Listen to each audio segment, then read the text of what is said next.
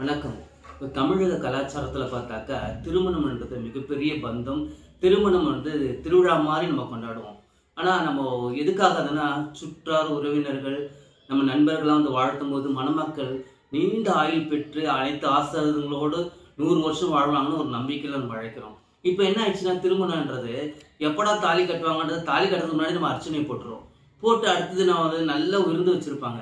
அந்த விருந்தை சாப்பிட்டுட்டு ரொம்ப அழகானது போகணும்ல. ஆனால் விருந்து அவ்வளோ கஷ்டப்பட்டு அவங்க ரெடி பண்ண பின்னாடி என்ன பேசுவோம், ஐயோ அது நல்லாவே இல்லை, அந்த குழம்புல உப்பு இருக்குது, சாம்பார் இது கத்திக்கா இருக்குது, எதனா ஒரு குறைய சொல்லுவோம்ல.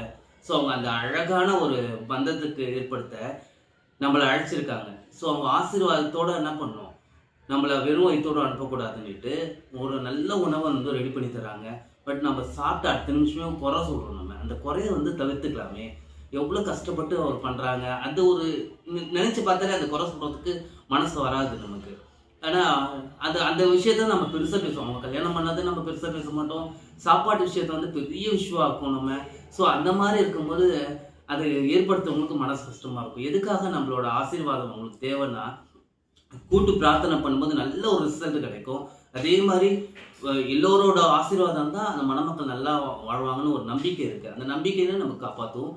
அந்த நம்பிக்கைக்காக நம்ம மகிழ்ச்சியோடு சந்தோஷத்தோடு நம்மளோட கடமைகளை செய்வோம். நன்றி.